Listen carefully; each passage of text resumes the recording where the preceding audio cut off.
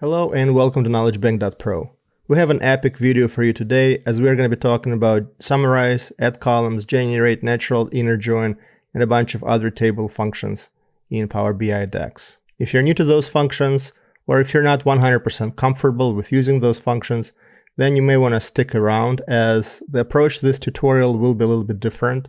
We're going to start with a very basic DAX, and we're going to make it more and more complicated with every step by step, so that you have to learn a little bit with every step, and by the time we're done with the tutorial, you should have a very good grasp of how these functions work, what they do and what they don't do. The tutorial will come with a data set and with the Power BI model, which I will post on my blog. Please look for the link in the description of this video. And there is also going to be a script of a bunch of different DAX steps, DAX commands, that will also be available in the blog post. So you can get that script, execute one step at a time, listen to the video, listen to my explanations, and then by the time we're done, that should be, I assume, very helpful for you. Another thing is, in this model, I have a variable called tutorial, and in this tutorial variable, I have the entire script of the model. So at the worst case, just having a model should be good enough to get to the script and then go through all the steps. The tool we will be using to execute the model and execute our lab will be DAX Studio. So the most important thing that you need to do before you proceed is make sure that you have DAX Studio installed on your machine, that you have the latest version of Power BI Desktop installed, so that you should be able to see external tools, and in external tools you should be able to see DAX Studio. So as much as I love this gorgeous and beautiful report here in Power BI Desktop, the rest of this tutorial we will probably spend in DAX Studio just looking at DAX code, running queries, and making sense of what's happening and why things work the way they do. So let's go ahead and launch DAX Studio and get going with the lab. Once you launch DAX Studio, you will need to make sure that you have all of our DAX script here in the window. There's several ways to do this. You can go ahead and, if you had saved the file from my blog post, you could go ahead and File, click on Open, and then load it that way. Or you could click into the tutorial variable in the desktop model, Control-A, Control-C the entire DAX code, paste it into the DAX Studio, and you should be good to go. The DAX code is organized into 14 steps, from very simple to a little bit more complicated. And what I will need you to do is, every time we are about to run a step, you highlight the DAX code. As you see, everything is commented out. Then there is an option in DAX Studio that says uncomment. And if you hit that uncomment, the comment will go away, and you should be able to run the entire cell and see the results. And then my only advice is, when you're done with each step, then again highlight that step, now click comment, and then uncomment the next one. This way we only have 14 quick steps to go, so we should be able to run through this pretty quickly. And before we jump into the lab, let me just frame up the dataset. Dataset is very simple. We have a sales dataset, and in there we have each record has a date, product ID, salesperson ID, and the sales amount. So that's our fact table. And then our fact table has 3-dimension tables. It has a date table and a product table, and also a salesperson table. You also see a metrics table. The only reason we have that table is to house all of our measures. And the goal of the measure that we're going to try to build, mostly this is not particularly important, but we would like to have some sort of inspiration why we're learning the DAX that we're about to learn and the kind of problem we're trying to solve. So I came up with this crazy sales calculation. So what we're trying to do is trend sales that are crazy. And what's a crazy sale? Well, it has several parameters. And the most important parameter is that for me to decide that it's crazy, I had to make something that's complicated enough for us to have to look at a couple of tables. So we have our fact table with sales, and we have our dimension table with time. So I wanted to come up with a rule that brings those two tables together to make our calculation a little bit more interesting. So I'm going to define the crazy sales the following. In our data model, we have 5 products, and the grain of the fact table is daily. So a crazy sale is something that's basically an outlier. So in a week where we have sold at least 4 products or more, and the week that had pretty good sales, let's say $8,000, a crazy sale is such a sale where we're selling at least 20% with that sale of the entire weekly sales. So not only do we need to have a large enough amount of sale for that day, that's 20% of the whole week, we also want to make sure that on that week, we have sold at least 4 products. So that creates an interesting problem and challenge for us, because it's not enough for me to know what's happening in our sales table and sum those sales up at a daily level. I also need to make sure that for every daily sales, as I add it to my total, I need to take a look at what happened at the week level. Did it meet the $8,000 criteria, and did I sell more or equal to 4 products that week? So if that problem becomes confusing, don't worry about it. It's going to take us a while to build up to it. I'm going to be breaking it into simple steps, so everything will make sense by the time we're done with the tutorial. So let's just jump into the DAX and start learning together. So let me go ahead and uncomment the first step, and let's see what we have here. So we have here 2 rows of DAX. Row number 1 just says evaluate, and row number 2 uses a row function, or line number 2, a row function. And row function is a very simple function to create a temporary table. So this creates a table that has, in this case, just 1 row, and a row has to have a column. So that column will have a column named result, and the value in that column will be number of rows in the sales table. So there's many ways for me to launch it. I could hit Control E, or I could hit run. So I'm just going to hit Control E and see what happens. So here you see the row that it created. It has only 1 column in it. The name of the column is result, and number of rows in our sales column is 497. That's an important number to remember, because we will be dancing with or against this 497 rows in the sales table pretty much the entire tutorial. So this row function, actually, even though the only reason I have it here is so I can show you guys the very simple way to create a temp table, it's also very useful in DAX Studio when you're trying to debug things and trying to see what's happening. Because evaluate has to return a table back. So if I have a function in my debugging process that returns a scalar value, a single value, there's no way for me to return it back. So one of the ways for me to do this, if I'm trying to figure out what does this function return, I kind of have to wrap it inside of the row statement so that I could see the result of it in the DAX Studio. So hopefully row function makes sense. And the reason I call it a temp table is because it's not a physical table that lives in the Power BI model after we open the model up in our desktop. So when we create a temp table, it's created on the fly. It's used during the invocation of the function. And then when the calculation is done, when the measure is no longer useful, the table goes away. So now let's comment out our step number 1 and go to our step number 2. Our next function is values. And that function is really handy because it creates a temporary table that only houses the unique values from a particular column in a table. So if I want to see all of the unique values that live in the rows of the date column, date table in a week number column, then I would run a command evaluate values date week number like you see here, and this would return that table that consists of 1 column with all of the weeks numbers in the table. And after I run it, you see that it just creates that table with the name of week number, and I have 53 rows in this for every week that I have in my table. And then on the bottom right, I see the result that says 53 rows, which you cannot see because it's covered by the camera, but trust me, it's there in the bottom right corner, and you should be able to see it as well. The next function that we'll talk about is summarize function. As you can see, summarize function takes several parameters. It takes, in our case, it takes the table name, and then it takes the columns that it needs to create in the resulting temp table. So the difference between summarize and values in this step, and step number 3, is in values, we can only get 1 column back, but with the summarize table, we can get several columns back. So if I just do 1 column in the parameters for summarize, this is becoming an equivalent of the step number 2. So if I run this will return exactly the same data set as the prior step. But if I had added more columns to this, then it would give me the unique permutations of all of the values in those columns. So I just ran it, and you can see it created 53 rows, very identical to the prior step, step number 2. So let's go to step number 4. In step number 4, we make things a little bit complicated, or a little bit more complicated, because not only do we have all of the columns from our table, which you see in the column named week number. We can also add calculated extended columns.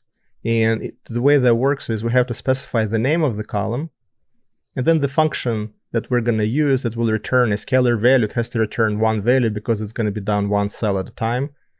And so you see here I create two additional columns, weekly sales, and here I'm going to calculate the sales amount, and I'm going to calculate number of products sold this week. As you remember, our logic states that our crazy sales have to be only for weeks that had more than $8,000 sold, and that sold more than four products or four or more products. So I need to know the distinct number of products that are sold and how much I sold that week. And that's exactly what I'm going to do here. Please note that you have to say calculate in order for this function to work correctly.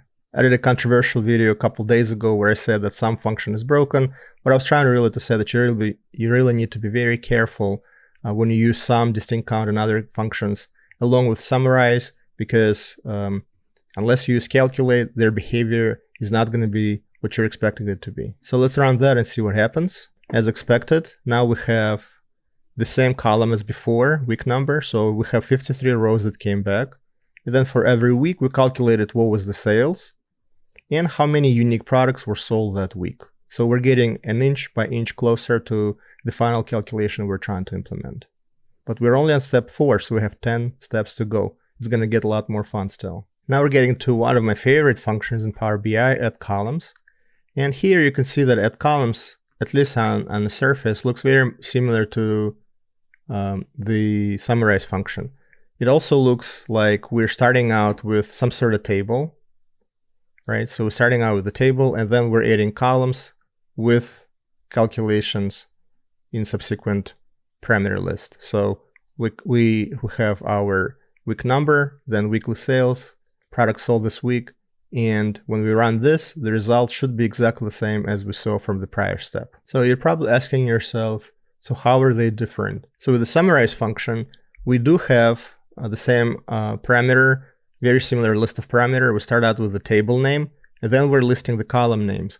What's interesting about summarize command is that we can list our date as the table name, but then we can add a bunch of other columns from different related tables. And what that will do, it will create the summarize list or the list of columns, and I can mix and match different columns from different tables. So the question then is, okay, if I'm starting with a sales table and I want to do logic at the weekly level, how do I bring the week grain into my sales table that's done at the daily level? So it turns out that what we could do is we could use a related function, and when we do that, we're going to be able to combine our sales table that is done at the daily level, and we could still add a column to that data set that will tell us what week it is. So let's run this step and see what happens. So let's see what add columns does. It starts with a table that comes as the first parameter in the function list. So we're saying we're going to be adding columns to our sales table. And in the sales table, if you guys remember, we had the following 4 columns: date, product ID, salesperson ID, and amount. Then we added another column to that table, called it week number, and we looked it up using related function because we have a relationship between time, or date rather, in our sales fact table, and we pulled it right in here. So I'm able to create a temp table that has the daily grain from the original initial fact table of sales, and I'm able to add the week number. And why is it important? If I want to do subsequent magnification or arithmetic that requires that week number information, I'm going to have it handy in this temp table. So you're probably asking yourself, why did you need to add that week number to the sales table? Well, let me explain why, but for that you have to hop all the way into the step number 7, and we're going to talk about the natural inner join function. And the way the natural inner join function works is it takes 2 tables. In our case, the first table is done with add columns values, and that's the same thing that you saw before, where we have week number and then weekly sales and number of unique products. So we already ran that a couple of steps earlier. And then we take the table we got from the last step, where we have our sales data, and here we just added the week number. And the reason I did that is because the common field between these 2 tables is week number. So when natural inner join runs, it's going to say, okay, what is the common field that I can find, or fields that I can find in both of these tables? Then I'm going to create a next table that will does a join from between these two tables on the common fields. And if you know select command in SQL, then this is very similar to an inner join in a select statement in SQL. So this is where that number of 497 records in our sales table is very important. Because when we start out with sales table of 497 records, and we join it with our weekly grain data that has for every week number of unique products and what the sales were, we would expect the final table to have the same amount of rows that exist in our sales table, so 497. So if the join works correctly, then we start with two tables. When we join them together, we're going to have the columns from all of them, but the number of total rows should be the number of rows in the longest table, or no more than that, depending on what the match is between the two tables. Sometimes we have what's called a Cartesian join. And Cartesian join is kind of silly join that joins every single record from the first table with every single record from the second table. So if I have 110 tables in 10 records in one table and 10 records in another table, when I do a Cartesian join, then I will get 100 records. So we'll have permutation of each record with all the other records. In an inner join, the join only occurs where there is a match. And theoretically, if every record from the first table matches with at least one record in another table, then you would have, let's say, 10 rows that are coming back from after the inner join. Basically, what I need you to remember is this. If you do a join of two tables and you end up with a product that has the same number of records that is a result of multiplication of number of count of records in one by the count of records in another, there's something wrong with your join. The join does not work. So for me to be comfortable that this join works, this should return 497 records. Let me run that and see what happens. So I just ran this command, and let's examine our result. So number one, I know that you cannot see the bottom right of my report. Just trust me, there is 497 rows, and if you're following me on your own machine, you should be able to see 497 rows return at the bottom right of DAX Studio. And then when you look at the columns that got returned, you can see the first three columns came from this table, and then the rest of the columns came from the sales table, plus the addition of the week number column that sits here. For testing purposes, a lot of times what you want to use is this order by command.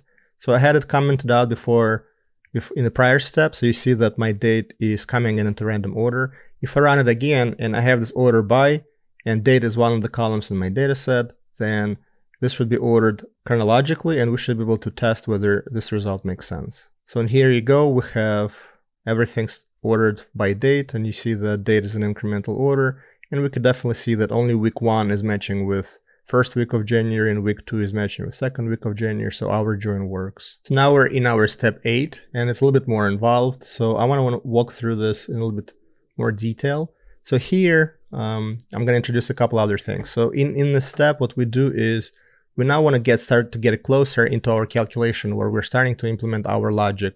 We want to be looking at total sales per week, number of unique products, and then summing up all of the sales that match those criteria. So the way we're doing it is, the first thing we do is we create a variable. So normally when you're creating a variable in DAX in Power BI, you don't need to use this define command. But if you want to create a variable in DAX Studio, what you want to do is use the define word, you create all of the variables below, and then right after that you could use your evaluate function and then return the filter, the table condition, the table function that will be displayed in the results. So let's see the variable I'm trying to create, and you will see that this variable is the same as what we used in the prior step. I'm gonna do my natural join, and I'm gonna save the result of that join in the table, in the variable. So when we are at the step, when we're at the end of this command, the variable natural join table will contain the natural join result from the prior step. It'll just have 497 rows of both weekly and daily sales all in one table, living in this one variable. And then here we're gonna run our evaluate on the filter, and that filter will take a look at our table. This is the variable. So we could just use the variable as the name of the table in the filter function.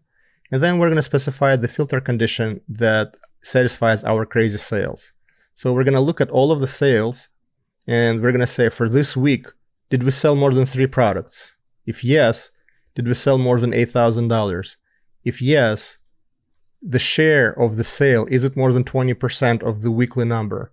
If yes, okay, that's a crazy sale, I want to know about it. So after you run this command, in my case, it came back with 39 rows. You cannot see it, but take my word for it. And we could just kind of cursory review the data that returns and see if it makes sense. So out of 497 rows, almost 500 rows, only 39 rows satisfy our crazy sales condition. And then we could see that all of these weekly numbers are more than 8,000. All of these products that were sold are 4 and 5. So far so good. And you could do the math in your mind, divide sales amount by the weekly sales, and you will see that it should be at least 20% or more. So it looks like our filter condition works. So now we can wrap it into the final calculation, and we're kind of done. And now we're in step 9 out of 14. So we're now creating the variable that we will be returning to our charts. So basically we're going to call it success. So let's see how we're going to test that variable now, because the variable has to return the sum of the sales, crazy sales, not the records that are crazy sales. So this step is the same. We just create a natural join variable, and we're going to save that table that has both weekly and daily data. And now I want to see the result of this calculation. So we're going to be using the SUMX function. SUMX is going to take a look at our filter. So this will shrink all of our natural join rows to only those that meet our criteria, and it's going to sum up the sales amount. So if we run this, and as I said, we do need to have this row function so that we're able to see it, because SUMX returns a single value. Evaluate has to return a table. So if I don't have some sort of hack to put that value into a table, I'm not going to be able to test it here. So that's why we're using row. So let's see what happens if I run it. And here in the bottom left, you see that the total value of crazy sales is 112,234. So we're done. Not so fast. So why are we not done? We returned the value of crazy sales, but there is 14 steps in our tutorial, so there's a few more to go. What's wrong? The problem is that, yes, we're done if we just wanted to return crazy sales. However, the table that we had to return to build it has a couple of limitations. And the problem with that table is that we have week number column in here twice. So is that a problem? Well, it's not a problem if that variable is all you want to do. But if you want to use this table as a subtable or temporary table for other calculations, and that calculation will require week number for some sort of filtering or something else, we're going to have an issue, because our table, our temp table here, has 2 week number columns. And therefore, if we try to use those in any other summarization or filtering logic, that DAX will fail, because it will say, wait a minute, which week number are you talking about? And because we did a natural join, it brought both of the columns with the same name in the result. So we're going to now try to achieve the same result as we did with the natural join using some other functions. So it turns out that the other function we should be using to come up with a better table layout than the one we get from natural inner join is the generate function. And just using the same logic as I did before, I'm not going to build an uber complicated function calculation right away. I'm going to break it into several steps to make sure that you guys understand what's happening and how those functions work. So what's happening here? So here we're using our generate function, and generate functions takes 2 tables as a parameter. Table 1 is this. So this is just going to give us our weekly table for each week, what were the sales and how many unique products were sold. And what we're going to do second is we're going to see what's happening with the week number as we're joining these 2 tables together. So basically the way generate works is it takes this first table, and then it's going to go one row in this table at a time, and apply that filter context on the second table. And how do we know what the filter context is? Well, this is how we're going to do it. We're going to create a variable before we return the second table. And in this variable, we're going to return the value of the week number, and that week number will come from the first table. And now we're just going to create a row. See, another temporary table. The row can be very handy when you're debugging things. And we're just going to save that current week number variable in the row, and we're going to see what's happening. So my expectation is there's 53 weeks in our week no column. So I would want to see a 53 rows final table comes back, because I just want to see for every row here, this will create one row. So the number of total rows will be 53. So let's see what happens. And that's exactly what happens. So we have our initial table, week number, sales, the number of unique products. And then to that table, the generate function went one row at a time. And then for each row, it created another table with the saved week number in it. And it added that table, the column from that table, to our resulting table. So we have 3 columns come from our initial table here. 1 column comes from here. Therefore, we have 4 columns total, but number of rows is whatever is here, because we're only matching it with 1 row in the second table. And now we're gonna get to the point where a lot of people get stuck, frustrated with generate function, and that's very important to understand what's happening so that you don't have to experience those negative emotions ever again, at least not with this function. So let's see what happens. So we know that we have 53 rows in our weeks. So 53 rows here. And we also know that generate function will go 1 row at a time here. And in the second table, what we're going to do is we're just going to take our sales and add some other column to it. So I just want to have some sort of table that comes back here. And sales table has 497 rows. And what we would expect to happen potentially could be that it's going to go 1 row at a time. For every week, there are corresponding sales in the sales table. So when everything is done, we should have our 497 records back. And why 497? Because when it's on week number 1, there is corresponding number of rows in sales. Week number 2, corresponding number of rows in sales. It's going to concatenate all of those subtables together into a single table, and the result should look very similar to the natural join.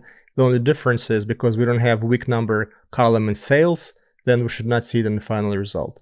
So let's run it and see what happens. Partially this is correct. We only see week number in here once. We don't have week number in here anywhere else. However, we do have one problem, and the problem is that that's hidden by my handsome mug here, but basically in the bottom right corner, you should see that this returned 26,341 rows, which means that it didn't return the expected result of 497.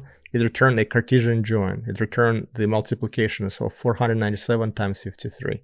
That's not what we want. So the generate function did not work the way we expected it to see, even though that we saw that it does execute that second join 1 row at a time in the prior step. So what's going on? What's going on is you need to invoke that filter context, and you could do it several ways. One way to fix it is you could just type calculate table here and see what happens. So by me adding calculate table to that add columns, all of a sudden this came back with not 26,000 rows, but with 497 rows.